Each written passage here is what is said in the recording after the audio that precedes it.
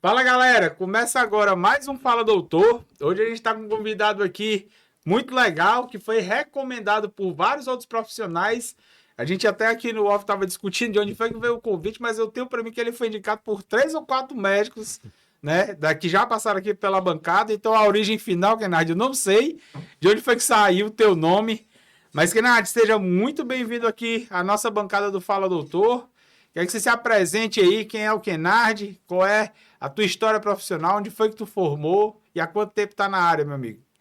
Bem, meu nome é Kennard Brito, eu sou nascido e criado aqui na cidade de Sobral, né? Meus pais, né? O meu pai é do Rio Grande do Norte, a mamãe é aqui do Ceará, papai é músico, e ele viajando pelo Brasil inteiro aí veio se alocar aqui nessa cidade de Sobral. Começou a ganhar um dinheirinho aqui como músico, conheceu a mamãe, formou a família dele aqui. Quem é o teu pai? É o Sérgio, Sérgio Sérgio do antigo BR Som. BR Som? É, a banda já finalizou há muito tempo. E aí ele nasceu e teve 3 filhos, né? Eu sou o mais novo, né? Então sempre fui um pouco mais dedicado, assim, porque, digamos, pelas dificuldades financeiras de casa, né? A gente sempre se empenhou um pouco mais para estudar, né? E aí eu tive a oportunidade de fazer vestibular, né? Aqui em Sobral, passei, né? Na UFC. E aí comecei então a carreira, né? Durante os 6 anos como médico, né? E sempre pensando em alguma especialidade, né? Que pudesse, assim, me sintonizar com a especialidade, né? Porque a medicina é um campo muito amplo, né? E durante o período de ensino médio, né? Eu gostava muito de matemática, gostava muito de raciocínio lógico, Para essas entrar em coisas. medicina tem que gostar de muita matéria, né? Exato. E aí, assim, gostava muito de videogame, jogar, essas coisas lógicas, adorava isso, né? E aí, durante a faculdade, vendo todas as cadeiras, no finalzinho mesmo, aí eu encontrei a radiologia e diagnóstico por imagem, né? Que é você trabalhar com imagem, você raciocinar em cima do paciente através daquelas imagens, né? Gostava muito da clínica, de como que as coisas se brincavam, né? Como que o paciente se apresentava, com quais queixas e de coisas difíceis, né? De como que você pode raciocinar em cima ali do paciente, né? Assistia muito o episódio do Dr. House, né? Então aquilo ali era meio que encantador ali pra Tu gente. falou agora, eu peguei que tu tem uma certa semelhança do House mais novo, né? Então, aí no final, então decidi fazer radiologia e diagnóstico por imagem. Ainda passei um ano trabalhando, né, como posto de saúde, no posto de saúde. E aí Kennard, afasta só um depois, pouquinho o microfone que eu acho que vai estourar. Tenta manter ele certo. a distância de um palmo, assim, mais ou menos. Ele tem uma acessibilidade muito boa. Hã? Já tinha compensado aqui. Tá, mas vai lá. Pode seguir. E aí então fiz radiologia, né? Passei alguns locais, Pernambuco, Rio de Janeiro, Fortaleza. E aí Fortaleza não. Vou seguir a carreira agora no HGF. O HGF tinha todos os métodos, né, para ressonância, tomografia, tinha mamografia, tinha raio-x. Então acho que dá para fazer uma boa formação lá no HGF. E aí fui. E graças a Deus, assim, a formação realmente bem completa no HGF, a gente sai com muita bagagem, né? Quando, Você às vezes, fica eu já ouvi, já me explicaram essa questão, mas eu às vezes confundo. O IJF trauma, o HGF pega mais a parte mais parte clínica. mais clínica, né? Exatamente. Então, assim, dentro de Fortaleza, eu imagino que para a região como um todo é uma referência o HGF, né? Casos mais complexos clínicos, né? Exatamente. Então você tem contato ali com a ponta da medicina, né, de Fortaleza, né, em termos de SUS, os casos mais complexos, os casos mais difíceis, assim, então por lá.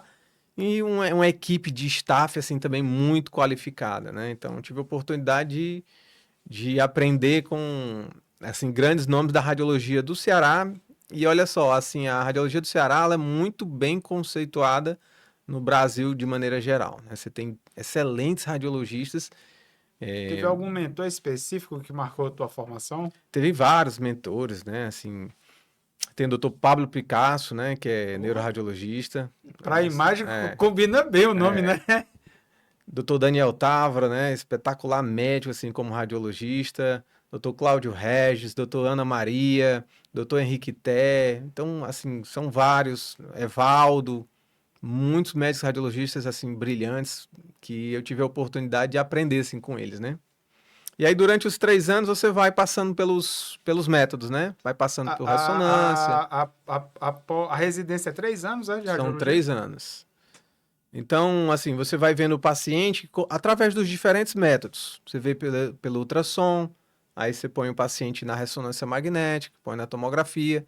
Então, aquilo ali vai te dando uma bagagem de conhecimento sobre questões anatômicas, de como que as doenças se comportam na imagem, que ajuda muito, né? Por exemplo, se você faz um ultrassom para ver um tendão do ombro. Então, você vê ele no ultrassom, vê na ressonância magnética, aquilo ali reforça muito, né, como é que se organiza tridimensionalmente aquelas estruturas anatômicas durante quando você está fazendo ali o ultrassom. Cara, a gente ainda está aqui no processo de formação, no teu processo de formação. Como é que se tu consegue explicar de forma simples para quem é leigo, assim como eu, como é que treina esse olhar clínico para aquele emaranhado de imagem preto e branco, velho? Eu acho que uma coisa que mais me chama a atenção na análise de imagem é isso. Como é que vocês conseguem treinar o olhar e criar essa lógica? Perfeito. É uma pergunta assim pertinente, porque até eu tinha essa dúvida. Rapaz, será que algum dia eu vou conseguir entender essas imagens? E na verdade, Hamilton, né, o radiologista, antes de tudo, ele é um excelente anatomista. Então tem que saber, assim, detalhadamente o corpo humano, acidentes anatômicos, músculos, tendões, nervos, artérias. Então você tem que ter uma base muito sólida de anatomia. Depois disso, né, você vai treinando o seu olho, né? Você vai treinando o seu olho. E como é que treina o olho? É vendo o exame, meu amigo. O professor Pablo Picasso, que é um dos meus mentores, nos primeiros dias da residência, ele disse assim: olha, é um calo no dedo de tanto livro que você vai ter que olhar, um calo no olho de tanto ver e imagem, e um calo na bunda, né? Que você fica sentado lá e olhando várias vezes o exame e olhando no livro. Então você vai adquirindo essa bagagem vendo exames e vendo também no livro. E aquilo ali vai te ajudando a criar, a treinar esse olho. E o radiologista hoje, né? Se você notar, a profissão de radiologia, ela é um pouco coadjuvante, né?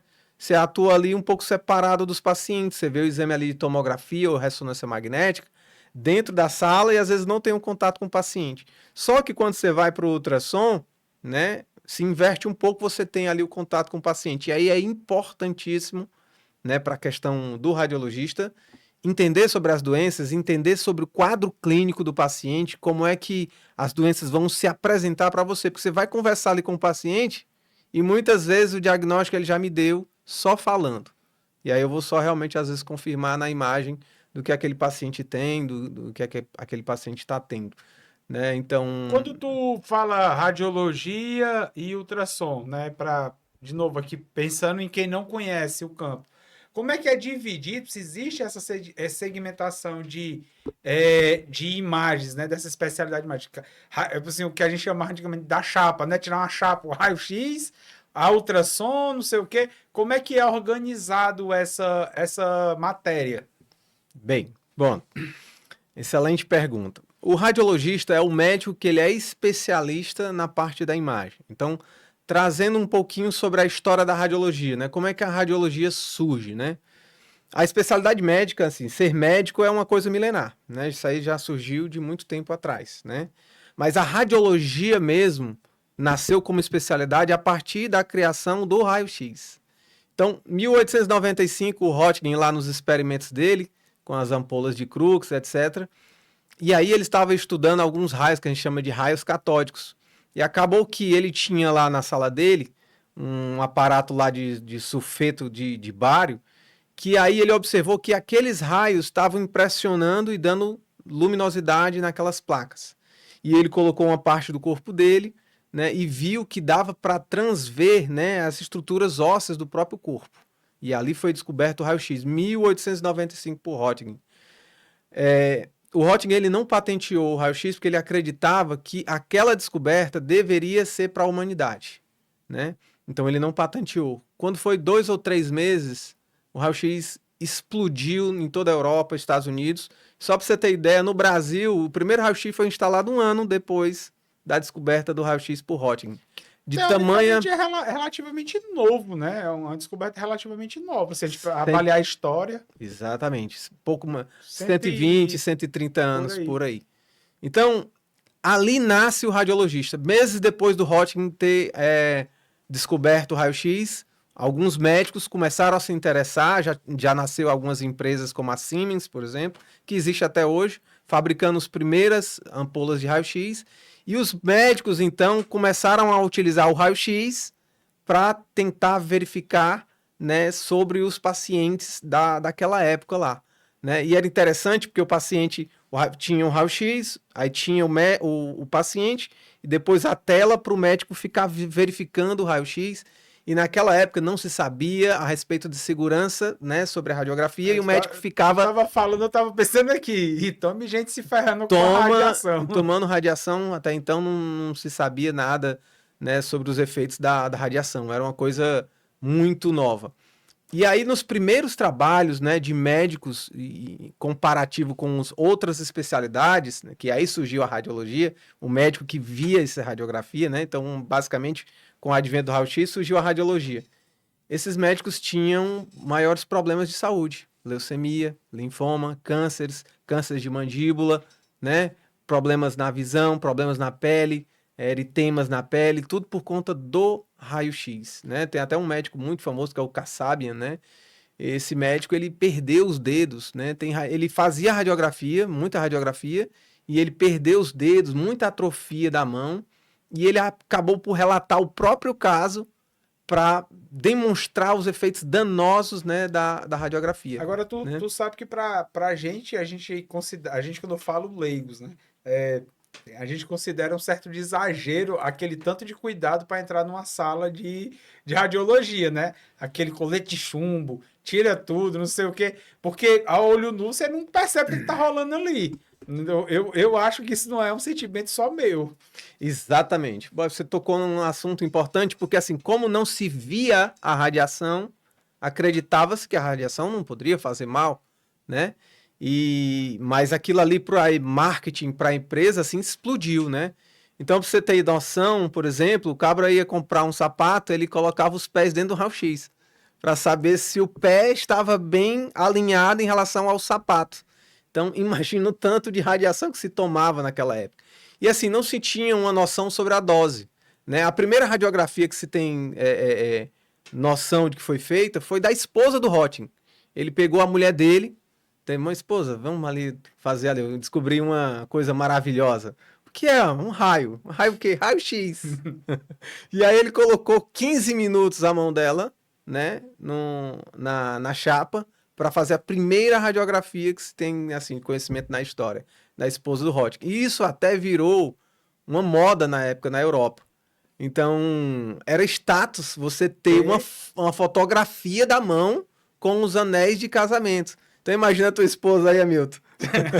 Assim, Hamilton, meu amigo, por favor, vamos fazer um raio-xzinho da minha mão para ficar registrado. A fulana de tal também fez em casa, né?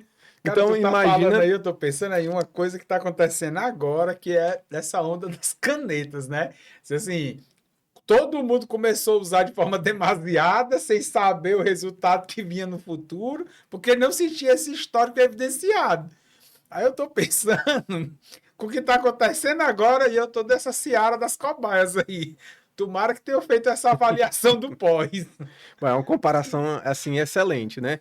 Aí, só para traçar um paralelo em relação a isso, né? E não só das canetas, mas com tudo novo que surge na medicina, a gente precisa tomar um pouquinho de cuidado, né? E nem, assim, não ser os primeiros digamos assim, a experimentar aquilo ali que está saindo de novo. Claro que tem resultados extraordinários da caneta e etc, né? Mas efeitos de longo prazo a gente ainda vai verificar. Na época, só para se ter uma noção, né, concomitante ao Röntgen, você tinha o Becquerel e a Marie Curie, e eles trabalhavam também com algumas pedras que emitiam radiação. Eles descobriram lá a radioatividade. E o mercado ali, rapaz, essa coisa é maravilhosa, vamos pegar essas pedras aqui, vamos fabricar um produto aqui, o que o cara vai tomar e vai rejuvenescer, porque brilhava aquilo ali, né? Então acreditava-se que a radiação rejuvenescia, né? Acreditava-se que a radiação seria bom, por exemplo, para a questão de fertilidade, né? Então tem até um produto, se você colocar no Google, tem um produto chamado Radiator, né? Radiator, Organizações Tabajaras, né? Radiator, então a pessoa tomava e aquilo ali curava tudo, né? Então imagina o grau de ignorância que a gente tinha em relação à medicina, aquilo que estava se enfrentando, né? Então se utilizava a radiação assim abundantemente, né? Tinha esse tal de radiator, tinha essa questão de medir o pé com a sola de sapato, tinha também alguns parques de diversão, você ia para parque de diversão para fazer raio-x, para você ver o seu corpo internamente, né? Tinha produtos dentários, né? Então, e ao mesmo tempo tinha a parte benéfica, né? Então, por exemplo, a Guerra de Canudos, né, no Brasil foi usado o raio-x, né, que ocorreu aí em 1896, 97, já um ano após a descoberta, na Guerra de Canudos, já se utilizaram os primeiros raio-x lá na Bahia. O primeiro raio-x que foi feito no Brasil, né, que se tem assim relatos, foi na cidade de Formiga. Nem eletricidade não tinha na cidade. Então ele importou uma mercadoria da Europa, não tinha eletricidade, só tinha algumas baterias, mas foi colocado lá o raio-x, né? Aqui na faculdade do Rio de Janeiro, na UFRJ, um ano depois do Hotchkiss, já tinha uma associação da radiologia com a cirurgia, né? Com os primeiros trabalhos, né? Falando, eu tô percebendo aqui um padrão em médicos radiologistas. Vocês gostam da história da especialidade, né? Eu acho que porque tem a ver com a tecnologia, né? Na verdade, é uma especialidade que depende da tecnologia 100%. E vocês normalmente gostam dessa... Isso é estudado na faculdade ou vocês, por conta... Sim. Imagino que deve ter lido ali também alguma coisa adicional, né? A gente estuda, sim, porque quando você vai, né, entrar em contato com esses equipamentos, né, tecnologia, né, ressonância magnética, tomografia, raio-x, ultrassom, você tem que saber naquilo que você está domando aqueles riscos. Então, todo equipamento, né, ele tem o efeito benéfico de dar o diagnóstico, mas tem também as contraindicações, tem também, né, os perigos que aquilo ali pode oferecer. Então, a gente vem estudando a história da radiologia para entender, assim, esse pessoal assim, aprendeu na raça que raio-x pode fazer mal, né? E só em 1934, Hamilton, surgiu o primeiro documento digamos assim, dar um freio na questão da dose. Pessoal, raio-x faz mal, né? Pode ocasionar câncer, pode dar problema na pele, né? Se for utilizado de maneira demasiada. E aí surge, né, as formas de proteção da raio-x, né? Aquele maquinário plumbífero, né? Que você impede com que a radiação entre no seu corpo. Então, olha só, daquele tempo, o radiologista ele tinha uma alta mortalidade em relação aos médicos de maneira geral. Hoje em dia, a nossa profissão ela tem uma mortalidade igualzinha das outras profissões, porque a proteção radiológica ela veio, o conhecimento veio, né? E acabou que, digamos assim, protegeu a especialidade, o médico radiologista, né? Tá. Tu tá falando da questão desse freio em o uso da tecnologia. Eu tô me lembrando aqui de um episódio que aconteceu comigo. Eu tenho 2 filhas. Eu não lembro se foi, acho que foi a Giovana, a mais velha, que vai fazer 15 anos esse ano. Quando ela era bebezinha, a gente levou ela para um hospital, ela devia ter uns 4 anos, mais ou menos, 5. E aí, quando a gente chega no hospital com o pai, o que a gente quer? Exame, né? A gente que vai ser furado, né? A gente que vai lá para radiologia e tal, então a gente quer... Já chega pedindo pro médico o que é que a gente quer, né? O pai já chega logo com o kit, ó, eu quero isso, isso e isso. E a minha esposa pediu a radiografia do pulmão, porque ela tava tossindo, não sei o quê. Aí a médica disse, não vou fazer, não vou indicar. Aí pra gente beber surpresa, aí a gente ficou tentando convencer ela a fazer. Ela disse, não precisa, ela não tem nada no pulmão, não tem chiado, não tem ruído, não precisa essa menina tomar radiação. Tomar radiação desnecessariamente. Então, é a médica que barrou essa indicação. E eu não lembro mais se a gente conseguiu convencer ela, mas tu falou, eu me lembrei agora desse posicionamento dela. Confesso que só foi essa médica que eu encontrei ao longo do tempo que fez essa contraindicação. Sim. Então, assim, tem realmente que temos ter cuidado em relação aos problemas que podem acontecer com essas máquinas, né? O que a gente está citando aqui, o exemplo, é da radiação, né, ionizante. Mas, por exemplo, as outras podem oferecer risco. Por exemplo, a ressonância magnética, por exemplo. Qual é a diferença? Bom, uma excelente pergunta. Olha só, qual a diferença da tomografia, né, para a ressonância magnética? A tomografia, Hamilton, Volta do começo. Radiografia, tomografia e ressonância. muito bem. Então, olha só, raio-x. Então, você tinha lá uma pola de Crookes, emitia uma corrente e fazia um raio-x que passava pela pessoa, penetrava e demonstrava lá aquela imagem É para ver o plana, osso. para ver o osso, basicamente. Pronto. A tomografia, ela é uma, digamos assim, uma evolução da radiografia.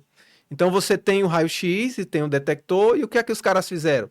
A gente vai pegar esse raio-x agora e a gente vai fazer com que ele gire em torno do eixo da pessoa, e essa radiografia, né, essa radiografia criada, ela vai me dar um corte seccional daquele corpo, né? Então a primeira tomografia da história foi em 1971. Eles fizeram um corte seccional de uma mulher lá em Londres. A mulher tinha dor de cabeça, ela achava que ela tinha um tumor e foi descoberto realmente que ela tinha realmente um cisto intracerebral. Então, eles fazem um corte, a gente faz um corte seccional na tomografia. Você corta o raio-x gira em torno do eixo e ele te permite fazer imagens planas de cortes. Então, olha Comparando só. assim, seria que a radiografia, eu vejo essa frente aqui, e na tomografia eu vejo... Eu vejo o corpo como se fosse um papelzinho, né, em plano, né, uns cortes finos. Então, raio-x e tomografia têm radiação ionizante, Tá. porque são o mesmo princípio físico. Já a ressonância magnética, ela é um pouco diferente. A ressonância magnética, ela vem do princípio físico de, né, como o próprio nome já diz, ressonância. O nosso corpo é basicamente formado de moléculas de água. Então, o que é que os caras fizeram? Não, a gente vai colocar, né, uma pessoa aqui dentro de um campo magnético, tá? Aquele gantry, aquela bobina que a gente entra, ela que é um grande ímã. Quando a pessoa entra dentro de um ímã, né, automaticamente os nossos prótons de água, eles se organizam, né, eles ficam organizados e magnetizados. Então a máquina ela manda pulsos de radiofrequência e vão excitando esses prótons, né, do nosso corpo. Então tá lá o próton magnetizado pelo grande ímã, com os pulsos de radiofrequência, eles excitam e depois voltam. Excitam, depois voltam. Isso faz várias vezes isso. E aí, quando os prótons estão voltando, Hamilton, né, esses prótons eles emitem também outros pulsos de radiofrequência. E aí esse aí é captado, né, pelo computador da máquina e transformado isso em imagem. É interessante que tanto a tomografia quanto a ressonância, elas utilizam cálculos matemáticos desenvolvidos em 1800 por um cara que fez uma transformada, a gente chama de transformada de Fourier. Eles utilizam esse cálculo matemático. E até então não tinha se desenvolvido porque precisava de computadores para você fazer os cálculos matemáticos para gerar essas imagens. A fórmula estava construída, não dava para executar. Não né? dava para executar. O cara desenvolveu a matemática do negócio, só que não tinha, assim, utilidade até então. E aí, em 1971, a primeira tomografia, em 1976, mais ou menos, a primeira ressonância. Então, a primeira diferença: tomografia tem radiação, ressonância magnética não tem radiação. Então, você pode entrar no equipamento de ressonância, mas você não vai sofrer com efeitos da radiação, tá? Outro não detalhe. Pode entrar com metal, né? Não pode entrar com metal. Outra diferença, a tomografia ela é excelente para osso também. Como o raio-x é bom para osso, a tomografia também é bom para osso. A tomografia ela assim dá um detalhamento ósseo perfeito. Então, se você tem, por exemplo, uma fratura complexa do joelho, né, a tomografia vai ser excelente para fazer uma programação cirúrgica, né, daquela fratura, por exemplo. A tomografia é um exame que é bem mais rápido do que a ressonância. Tomografia você faz ali em 10 segundos. Você põe o paciente dentro da máquina e faz o exame rapidamente, porque as máquinas hoje estão muito bem evoluídas, né, na tomografia. Então, sempre eu costumo falar para os meus alunos que a tomografia ela é amiga do médico da emergência. Então, o cabra, por exemplo, tem uma suspeita de um AVC. Tomografia. Ela vai conseguir diferenciar de um AVC isquêmico, do hemorrágico. cara tem suspeita de uma embolia pulmonar, tomografia. O cara tem suspeita de um abdômen agudo, por exemplo, um apendicite, pode ser feita a tomografia. De uma pancreatite, tomografia. Uma diverticulite, tomografia. Então a tomografia é um excelente método, né, que emite radiação ionizante, mas que é excelente para os casos emergenciais da medicina. Já a ressonância magnética não tem radiação ionizante. O exame é bem mais demorado, né? Se você pegar, por exemplo, a ressonância de crânio, ela vai demorar hoje em 30 a 40 minutos. De maneira geral, nas ressonâncias que a gente tem disponível. Aquele barulho agudo aqui. Exatamente. Não tem radiação ionizante, mas como você falou, não pode entrar com metal dentro da ressonância magnética. Porque eu vi grande... até um vídeo que tá rodando nas redes sociais aí, de um acidente que teve, cara, severo, de uma assistente que tirou uma tesoura do bolso. Né? Ela tirou uma tesoura do bolso, tomou assim da mão dela com uma força absurda. Exatamente. No YouTube tem vários exemplos de acidentes, né? Ou de alguma... da ressonância puxando algum material metálico, né? Tem extintores, tem cadeiras, moedas, tudo que você puder imaginar, ele suga. Tem vídeos, por exemplo, no YouTube com uma cadeira dentro do equipamento de ressonância magnética e 10 pessoas necessárias ali para tirar aquela cadeira, tamanho a potência da ressonância de puxar. E o risco soltar e voltar em alguém, né? Exato.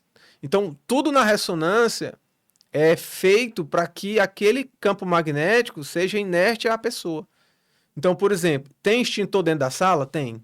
Mas o material feito não é o material de extintor comum, né, que é feito de chumbo, etc.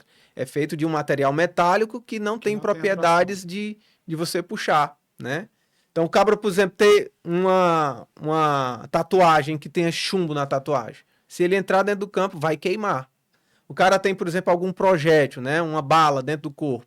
Se ele entrar dentro da ressonância magnética, pode ser que a bala se desloque. Ela vai sair, não vai ser por onde entrou, possivelmente. Marca-passos, por exemplo, cardíaco. Se você entrar dentro da ressonância, ele vai desprogramar o marca-passo. Tem um colega meu, por exemplo, na época da residência, que perdeu um celular. Esqueceu que estava com o celular no bolso, entrou dentro da máquina com campo magnético, o bicho desprogramou o celular da pessoa completamente. Então, assim, existem, apesar de não emitir radiação ionizante, mas existem também riscos inerentes à ressonância magnética que a gente tem que conhecer, né? Interessante também que a máquina, por exemplo, da ressonância magnética, né, ela é feita de um complexo metálico, uma liga metálica que inclui o nióbio, né? Então, assim, aquele gantry lá tem vários fios, né, circundando o gantry, e essa liga tem nióbio, né? O gantry que tu fala é aquela carcaça da ressonância que a gente entra. Então, aqueles fios, qual é a intenção daquele fio? Você vai colocar uma corrente elétrica conduzindo aquele fio. Então, a corrente elétrica produzida nesses fios, elas vai gerar esse campo magnético. Só que qual é o grande problema? Quando você gera uma corrente dessa, Milton, você gera altas temperaturas.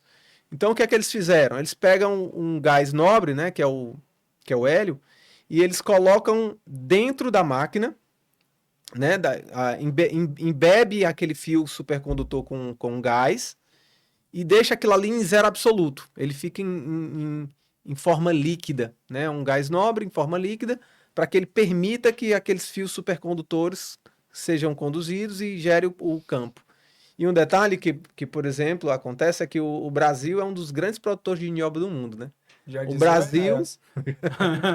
Brasil e o Canadá. E o Ceará é uma das maiores reservas de nióbio. Exato. Então a gente vende esses produtos aí por, né, casca de alho, preço de banana, e importa essas máquinas dolarizadas, né, caríssimas, né? Então, que é outro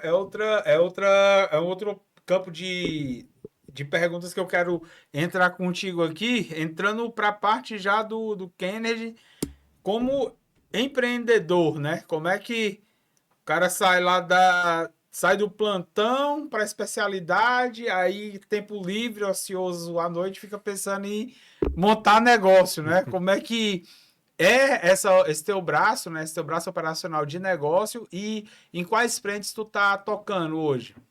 Bem, Quando você tem a oportunidade de trabalhar com a radiologia, você pode trabalhar também com empreendimento, né? Por exemplo, com a compra dessas máquinas, a aquisição dessas máquinas e botar esses equipamentos para rodar. Por isso o sentimento do dólar, né? Porque na hora de comprar... Exato. Essas máquinas são todas dolarizadas, né? Mas o exame em si, ele é em real. Então, existe uma certa disparidade aí na questão da precificação. Mas, assim, sempre eu tive um pouco de uma vontade de empreender e a radiologia permite isso, né? Então, tudo começa assim que foi formado, né? Me formei como radiologista, né? Chamei um sócio meu, né? Que é o Fábio, para a gente tocar, né? E tinha um terceiro sócio, aí a gente tocar e formar uma empresa de radiologia, que aí nasce a Cromos Imagem, né? Então, a Cromos Imagem, ela nasce nesse espírito empreendedor da gente. A gente começou com punções, biópsias, né? Aí fizemos uma expansão, né, para Camusim, onde a gente colocou um tomógrafo lá, né? O primeiro tomógrafo da região lá de Camusim, é nosso. E aí, atualmente, né, a gente está meio que fazendo uma expansão para que a gente aumente o nosso arsenal radiodiagnóstico aqui em Sobral, né, com tomografia, raio-x, mamografia, colocar novos equipamentos de ultrassonografia, né, onde a gente vai inaugurar uma nova unidade, né, para Tem que previsão já? ainda esse ano a gente está inaugurando essa nova unidade, ali próximo do centro de convenções.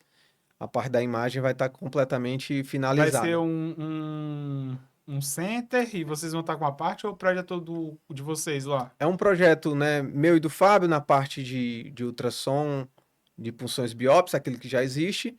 A gente vai adquirir outras máquinas e também tem outros sócios, né, que vão estar na empreitada com a gente. Então, tomografia, raio-x, mamografia, também haverá outros sócios. E a gente também faz parte da sociedade para expandir um novo serviço que é cirurgia, né? Então, a gente vai também atuar com a criação de novos leitos de cirurgia, né? Porque a cidade precisa, né?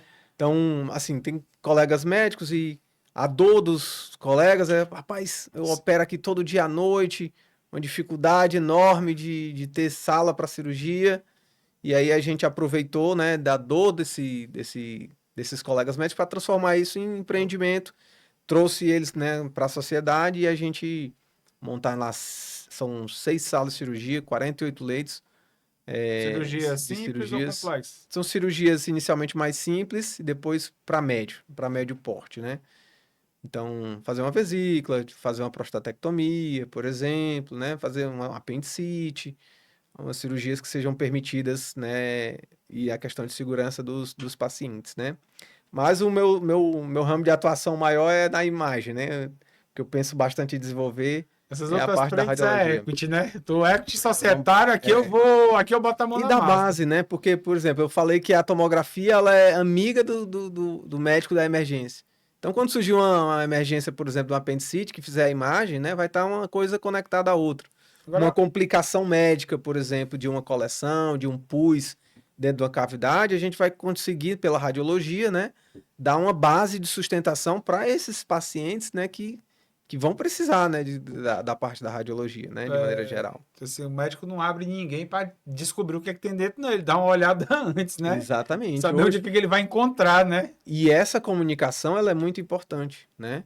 Então, hoje, né, nós como radiologistas, a gente procura sair um pouco dessa coadjuvância e vai também para o protagonismo, né? Ajudar o médico na hora de enfrentar um problema. Porque tá lá o médico muitas vezes com dúvidas, né?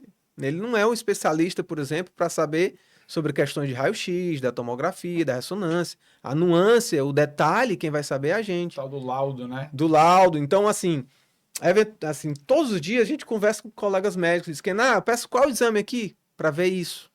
Ou que, nessa tua interpretação aqui, pode ser isso? Né? Então, a gente sai um pouco dessa coadjuvância, vai para o protagonismo, vai também para frente de batalha, porque isso ajuda muito o médico que está lá no raciocínio clínico. Erro. Né? Que eu acho que assim, aqui em Sobral, eu já ouvi isso confessado por vários médicos que passaram por aqui. Existe um corpo técnico evidentemente muito qualificado na cidade e que esses squads de ajuda, de transferência de conhecimento, eles são muito acessados. Então, Então tem muito médico aqui que se coloca nessa condição de tirar essas dúvidas. Acho que esse bate-bola acontece muito, deve acontecer muito no dia a dia. Isso é ruim, porque quando a gente quer falar com o médico, aí atrapalha, né? Quando a gente quer marcar uma reuniãozinha para apresentar nosso trabalho, ele tá com 1 milhão de mensagens dos outros colegas, aí a gente fica pro fim da fila. Mas, brincadeiras à parte, assim, as pessoas falam bastante disso, que existe essa comunicação muito fluida entre vocês. E uma outra pontuação que eu quero fazer aqui é em relação a essa leitura de cenário sobre os leitos de cirurgia. Sempre no final de cada episódio a gente faz alguma provocação em relação a o que falta para Sobral se despontar como uma cidade de turismo da saúde, né? Onde as pessoas entendem o Sobral tem essa qualidade técnica, o que falta? E eu ouvi aqui de Newton, Patrick Capote, Juvenal, dessa galera todinha que o que falta hoje é suporte de leito cirúrgico, né? Hoje tem um único grande centro particular que opera que atende essa demanda e que de fato não dá, né? Tem uma galera aqui que 4 horas da manhã tá operando. Tem uma turma das 4 horas da manhã, eu tenho uns 4 clientes que 4 horas da manhã, certeza, eles têm a selfie lá no centro cirúrgico. Tem um dos meus sócios, né, que assim, se eu ligar para ele 8 horas da noite na semana, não consigo falar com ele, não. Ele tá operando nessa hora, né, 8 horas da noite, né, 7 horas da noite. Então, imagina o cara passou o dia, né, fazendo os atendimentos, né, e aí às vezes vai para uma cirurgia um pouco mais cansado à noite, podendo às vezes uma cirurgia dessa ser mais cedinho, 7 horas, 8 horas da manhã, mente fresca, boa atenção, né? Para que aquela qualidade técnica ali possa aflorar o máximo possível, né? E o mais interessante, cara, assim, o mais interessante e mais perigoso, né? O cara, depois de um dia todo de trabalho, você médico é um ser humano, ele vai cansar também, ele se desgasta como qualquer outra pessoa.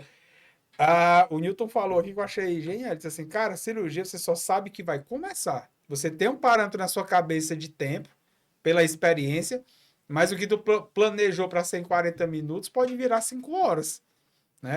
Então imagina o cara cansado, desgastado, tendo que garantir atenção plena no que está acontecendo, né? Então isso é realmente, eu acho que a tua analogia de dizer que vocês vão entrar no campo de protagonismo, acho que vai ser um ganho muito grande para ambos, né? Tanto para o paciente final, vai ser o maior beneficiado, também para os profissionais. Eu costumo falar até para os meninos que o nosso cliente aí talvez seja, um grande cliente seja o próprio médico, né? Porque o que a gente pensa de trazer para o médico, além dos leitos, né, e de todo equipamento cirúrgico, é você oferecer para ele também a logística, né? Que vai refletir em qualidade de vida, né? Para o médico e para o paciente, consequentemente. Então, você tem uma sala bem preparada, você tem celeridade na hora de você trocar um paciente para o outro. Então, garantir uma certa previsibilidade, né, dos horários de cirurgia. Finalizou aquela, vamos para a próxima. E garantir uma melhor qualidade de vida, como você falou, para os colegas médicos, né? Que médico, realmente, expectativa de vida é um pouco menor porque a gente trabalha muito, né? A gente se desgasta muito, né? Então, tem dias, por exemplo, que eu saio da clínica, né? Aí eu vou almoço todo dia com a minha mãe, viu? Aí diz assim, mamãe, é bom. Eu vou hoje... todo dia pro domingo. Mamãe, hoje eu tô com a cabeça pesada, né? Então, assim, queira ou não, a gente tem muita, assim, muita conexão com os pacientes, né? De você dar uma notícia ruim, dar uma notícia um pouco mais pesada, de alguma coisa que seja mais grave, ou de você atuar num caso que é mais complexo, aquilo ali muitas vezes pesa na gente. É impossível você, como ser humano, estar ali diante de um paciente, diante de uma dor, de uma doença incurável, de você não se sentir comovido, às vezes, né, daquela situação. O que tu tá falando, eu experimentei isso na prática, assim, graças a Deus, com um peso infinitamente menor, mas um susto que a gente tomou na gestação da minha segunda filha, né, no pré-natal lá que faz, né, tem um índice que eu não vou, acho que é índice de desenvolvimento fetil, o índice. Fetal, né? Uhum. O índice de desenvolvimento fetal. O indicador lá, eu só lembro do número, era para dar 10. Se desse 10, era normal. A minha esposa foi para esse só, porque eu tinha ido para uma reunião, ela foi para essa consulta só. Aí, o que eu fui fazer acabou estendendo mais do que eu esperava. Sei que depois deu certo lá, eu digo, não, eu vou passar lá e pego ela. Quando eu cheguei lá, eu chego na porta do hospital, ela tá aos prantos, na frente da clínica. Aí eu disse assim, o que foi? Ela disse assim, não, porque a médica disse que a bebê não tá se desenvolvendo. Aí liga pra obstetra, corre pra obstetra. A obstetra, baseado no laudo, criou uma estratégia de guerra, assim. Já entrou com atestado de suspensão de trabalho imediato, marcou um monte de medicação, passou um acompanhamento diário, todo dia a gente tinha que ir lá. E ela disse o seguinte, cara, Fazer cardiotocografia, essas coisas, né? Cara, assim, ficou... Nos próximos 30 dias ela ocupou nossa agenda bem ocupadinha. Uhum. E aí o que ela falou? Ela disse, eu só confio em 2 médicos para fazer isso aqui em Fortaleza. Um foi essa que tu fez, essa médica que tu fez, e o outro é esse cara aqui. Eu vou ligar para ele, tentar um horário lá. Isso mais ou menos uma segunda-feira, conseguiu marcar com o cara no sábado. Aí a gente foi lá no sábado. Quando a gente entra na sala do cara, né, que aí o que tu tava falando, não tem como você não se comover, né? O cara tinha acabado de fazer uma ultrassom numa mulher, tava o casal e o feto morto. Né? É. Aí tu tava falando de ser coadjuvante, né? Você olha assim e diz assim, ah, não, se eu fosse pra medicina, eu ia pra uma coisa que fosse mais leve. Esse cara, não tem lado leve. Você dá ali uma notícia dessa, não tem como você ir pra casa normal fazer um churrasco, né? Exatamente. Então, assim, quanto que os nossos exames, né, o quanto que a gente faz no dia a dia, impacta na vida das pessoas. E né? o laudo dela, graças a Deus, estava errado. Ainda bem, né? Graças a Deus estava errado. Agora, a atitude do médico foi assim também sinistra. Ele fez o laudo e disse assim: ela não tem nada, ela só é pequena. Ela só vai ser um bebê pequeno. De fato, ela é pequenininha. Sim. A Mariana, ela é baixinha. Aí a gente, e agora? Eu vou acreditar em quem, né? A gente ainda fica receoso. Ele disse assim: se eu tiver errado, eu rasgo meu diploma. Ele usou essas palavras pra gente. Se eu tiver errado, eu rasgo meu diploma. Aí eu disse assim: opa, agora eu já fiquei. Confiança. Tô né? confiando mais nele agora, né? confiança, é. Aí a gente repetiu o exame 3 vezes numa janela de tempo e se provou, graças a Deus, que ele tava certo. Mas aí é tudo que tu tava falando, cara, a importância desse olhar correto e cuidadoso. E se tu me perguntar o que é que eu acho que aconteceu, eu vou te dizer, pressa. Porque a estrutura de onde a gente fez esse exame era assim, era 2 salas, né? Era um corredor com 4, 6 salas.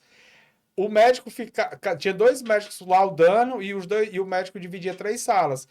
A assistente levava a paciente, preparava enquanto ele estava finalizando uma sala. Quando essa paciente estava preparada, ela pulava para cá, ela já puxava outro paciente para outra sala e ficava nessa. Cara, era só entrando em.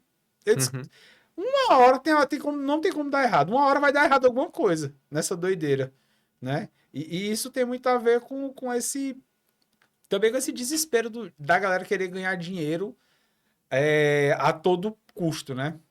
Exato. E assim, é importante isso que você traz, né, à tona, de você dar um diagnóstico como esse, né, uma notícia como essa. Você precisa ter cuidado, cautela, né, que você dá um diagnóstico tão sério quanto esse, né? A vida de um ser humano no interior da mãe envolve muito sentimento afetivo e a gente tem que perceber isso como médico. Ao mesmo tempo, Hamilton, existe o efeito, o contrário também. Tem aquele paciente que é um pouco mais desorientadão mesmo.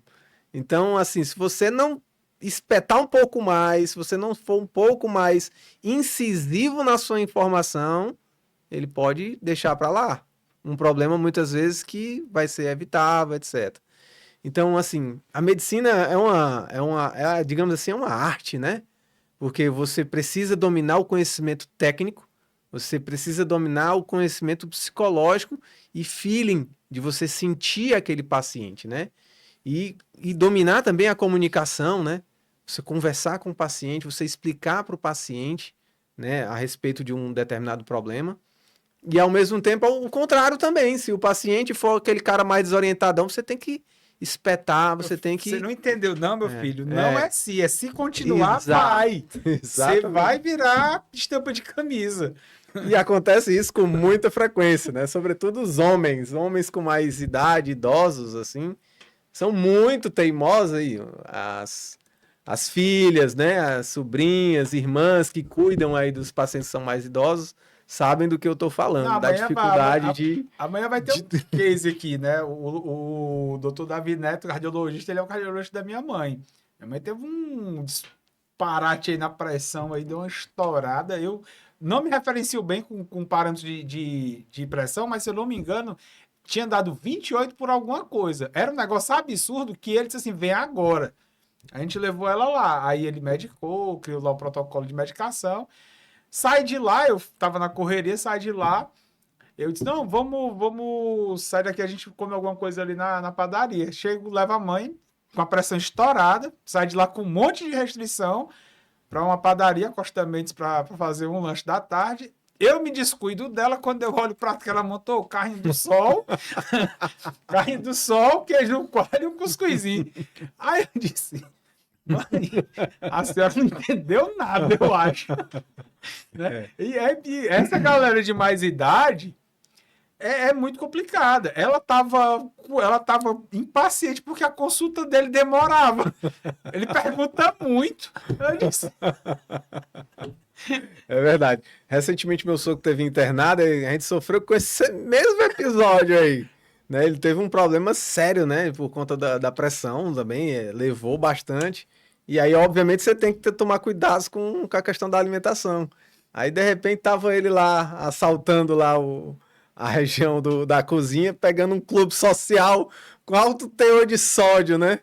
Então, realmente, a questão da teimosia, de você ter que explicar, né, para o paciente que tem mais idade, isso aí a gente tem que demandar um pouco mais de tempo. Até porque isso impacta na questão do tratamento, né? Então, existem alguns trabalhos demonstrando, por exemplo, que quando o médico explica melhor sobre a doença para o paciente, quando ele explica melhor, né, sobre os efeitos da doença para o paciente, que aquele paciente toma consciência do problema, existe uma maior eficácia na posologia de ele seguir o tratamento. Então, olha como é importante, por exemplo, o médico explicar para o paciente a respeito do problema em relação à questão de tomar as medicações, né? E aí, tu tá falando, eu tô lembrando aqui também de um outro episódio que a gente gravou aqui, que o Lima Neto falou uma coisa que é o seguinte, ele disse assim, cara, tão importante quanto falar é saber ouvir e entender, né? Ele até dá um exemplo, disse assim, tá, se você procurar no chat GPT quais são os sintomas de um infarto, o chat vai te dar o detalhe, né, bem bonitinho, do como é que chegou nesse infarto. Só que se tu chegar a perguntar a um senhorzinho de agricultura, lá no interiorzinho, ele vai chegar dizendo que tá com uma gastura, com a queimação, né? No caso de imagem, ele vai chegar com a dor na pá, né? Então, como é que interpreta e percebe e ajusta essa comunicação, né? Exatamente. Então, alguns pacientes, né, você tem que... E vou além do mais, né? Tem pacientes que não quer falar o problema para você. Quem fala é o acompanhante. Ele, na verdade, quer esconder o problema de você. Ah, meu pai é fera disso aí. Pro pai abrir a boca que tá com alguma coisa é porque tá muito ruim. Então, o médico, na hora que ele tá fazendo o atendimento, né, os exames, ele tem que ficar muito atento se aquele paciente tá querendo esconder. Isso aí acontece assim com uma certa frequência, né? Então... É muito comum, às vezes, o obeso diz que não come nada, né? O cara que tem hipertensão diz que não come sempre insosso. E o diabético diz que não come nada de doce, né? Então, você tem que ficar muito atento e também argumentar e perguntar, por exemplo, para o acompanhante, né? Tentar extrair aquela informação. Fazer, às vezes, um pouco mais de perguntas vagas, né? Para aquele paciente, para que você consiga extrair a informação que você quer. Às vezes, você até induz o paciente para saber se você consegue, né, tirar aquela informação daquele paciente, né? Então, por exemplo, tem pacientes que você pergunta assim, e você urina bem? Não, doutor, urino bem demais, né? Aí você acorda quantas vezes à noite para fazer xixi? Só para você ter noção, quanto eu urino bem, eu acordo 3 vezes à noite, doutor, para fazer xixi. Fazer xixi você faz bem, você dorme é pouco, né? Então, olha só, a gente tem um problema de saúde, que é um sintoma, né? Que você acaba, né, vendo que o paciente está querendo esconder de você o problema, né? E ele está te dizendo o problema de maneira indireta, né? E você tem que ter essa capacidade de perceber, né, quando que o paciente tá te falando, e tem essas nuances também, às vezes dele falar que tá com uma dor de sesão, com uma gastura na cabeça, né, uma dor cansada, né? Então a gente vai ao longo do tempo verificando esse linguajar, percebendo e ganhando experiência e aprendendo com os pacientes também. Eu fico pensando aqui, aqui em Sobral tem muita gente de outros estados, né? Que tem muita gente do sul, né? Derivado da Grendene, né? E muita gente do Sudeste. Ali, São Paulo já tem uma colônia habitando aqui em Sobral. Como é que não deve ser para esses caras, né? Entendeu? Cearenseis, esses aí devem sofrer. E a gente atende esse público também, né? Tanto o pessoal do Ceará, quanto muita gente também que vem realmente do Sul, né? E vem com outro linguajar, com outra cultura, né? E pessoas também que em transição, né? Atendo muito, por exemplo, muitos caminhoneiros, né? Que às vezes do Pará, às vezes do Maranhão. Então, tem que saber perceber um pouco dessa diferença cultural, né? Que acontece com o Brasil afora, né? Kennedy, aqui, entrando aqui para o nosso último bloco, né? A gente já passou aí pela tua trajetória de formação, a parte clínica, e agora queria que tu falasse um pouco, cara, o que é mais fácil? Ser gestor ou médico? É mais fácil ser gestor ou olhar aquelas imagens preto e branco e entender o que está acontecendo? Olha, assim, são complexidades diferentes, né? Ser médico é muito difícil, né? Porque envolve aquelas questões que a gente já comentou, né? São dificuldades técnicas que você tem que estudar bastante, você tem que aprender muito, né? Para entender sobre as doenças. Você tem que ser um pouco bom de psicologia, de saber conversar com o paciente, saber tirar as informações que você precisa ter. Você tem que ter um pouco de controle emocional, porque muitas vezes você tem que dar aquela notícia difícil, você às vezes não pode se abater, né, com aquela derrota que você vai sofrer derrotas. Então, ser médico é difícil, né? Não é fácil, não é simples ser médico, né? E gestor também não é fácil, né? Então você tem que lidar muito bem com números, com a frieza que os números, né, mostram para você sobre se está negativo, se está positivo, e entender que aquilo ali também vai impactar nas suas decisões, né? E lidar também com pessoas, né? E ter muitas vezes o tino de você às vezes liderar aquele grupo, de você conduzir aquele grupo para onde você precisa, né? Então, quando você vai para, de maneira geral, né, entender a questão do gestor, né, você vai entender, não, tem a parte financeira, tem a parte comercial, né, tem a parte contábil, tem a gestão de pessoas, e aí quando você vai lendo ali parece ser muito fácil, mas na verdade é muito difícil, meu amigo. Você vê o cara falando na internet, né? Que parece... eu tenho um playbook que resolve tudo. Parece facinho demais, né? Aí quando você vai para a prática, né, tem a psicologia completamente diferente, as pessoas agem de maneira diferente. Você às vezes dá um comando, a pessoa não entende que aquele comando que você deu. Então, são complexidades diferentes. Ser médico é muito complexo, ser gestor também não é fácil. Não é à toa que, né, são poucos os gestores assim que se destacam, que vai, né, que dão certo nos negócios. Muita gente acaba afundando e a gente é o cemitério dos silenciosos, né? A gente nem sabe de quem fracassou, né? Então a gente sabe muito dos casos de sucesso, mas aquilo ali é a ponta do iceberg, e dos né? sucessos que nem são tão sucessos São assim. sucesso, são muito marketing, né? Mas tem muita gente que afunda e que você acaba que não tem contato, né? Legal. Cara, até aproveitando aqui o gancho dessa tua fala, quero te convidar no dia 14 de maio.